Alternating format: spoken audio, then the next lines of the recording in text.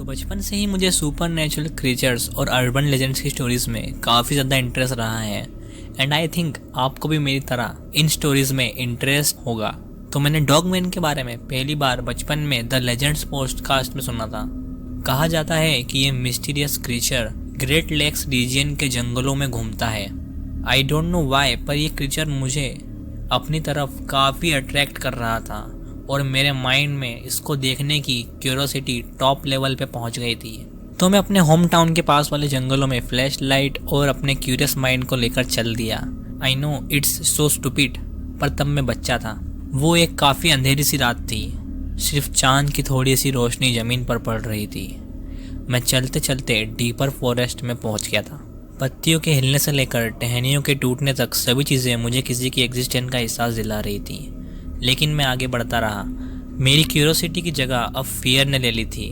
मुझे एहसास होने लग गया था कि मैंने यहाँ आकर कितनी बड़ी गलती कर ली है। इतना चलने के बाद मैं जंगल के एक ऐसे एरिया में आ गया जहाँ बिल्कुल सन्नाटा था। ऐसी जगह जहाँ दुनिया की कोई भी आवाज़ नहीं आ पा रही। तभी किसी चीज़ ने मुझे अपनी ओर आकर्षित किया। एक अनसीनेबल फोर्स मुझे अपने पास आने के लिए प्रेरित कर रही थी। Then I started looking seriously in my surroundings and मैंने उसे देखा। एक डार्क पार्ट में 2 ग्लोइंग एम्बर आइस एंड वो क्रीचर जैसे ही बाहर आया मेरा दिल तेजी से धड़कने लगा। एक बड़े से कुत्ते जैसा फिगर जो कि 2 पैरों पर खड़ा था। उसकी हाइट ऑलमोस्ट 9 से 10 फीट की थी और उसकी आंखें अंधेरे में बहुत ज़्यादा चमक रही थी और वो अपनी आंखें मुझ पर जमाए खड़ा था।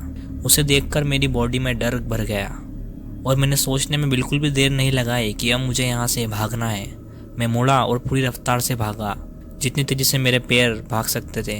भारी कदमों की आवाज़ मेरे पीछे गूंज रही थी और हर सेकंड के साथ तेज़ होती जा रही थी।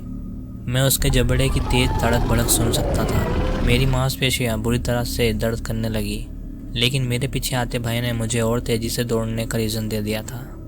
टहनियाँ मेरे मुंह पर लग रही थी और फॉरेस्ट भी घना होता जा रहा था, पर मैं बिल्कुल भी मॉन्स्टरियस डॉगमैन के हाथ नहीं मरना चाहता था। जैसे ही मैं जंगल के किनारे पहुंचा, मेरे फेफड़े जल चुके थे और मेरा विज़न धुंधला होने लगा। मेरा घर कुछ ही मीटर दूर था, जो मुझे बचने की उम्मीद दे रहा था। मैंने हिम्मत करके अपनी बची कुची पूरी ताकत लगाकर मैं यार्ड के पार पहुंच गया और दरवाज़ा खोला। मैंने अंदर घुसते ही दरवाज़ा बंद करके लॉक कर दिया। मैं गेट के सहारे खड़ा हो गया और मैं ज़ोर ज़ोर से हांफने लगा और मेरा दिल बहुत ज़ोर ज़ोर से धड़क रहा था। जब मैंने खिड़की से बाहर देखा तो मुझे राहत और भय दोनों का साथ में एहसास हुआ। मैंने देखा कि डॉगमैन घास के मैदान के किनारे खड़ा था और उसकी नज़र मुझी पर टिकी हुई थी। उसका मुंह बुरी तरह से मुड़ा हुआ था, जिसमें तेज चमकदार दांत दिखाई दे रहे थे, जो एक डरावनी और क्रीपी स्माइल की तरह दिख रहे थे। एक क्षण के लिए हम दोनों ने एक दूसरे की आंखों में देखा और मैं बेहोश हो गया। मैं जानता था कि मैं डॉगमैन से बच गया, लेकिन इस इंसिडेंट ने मेरी आत्मा तक को झंझोड़ दिया था।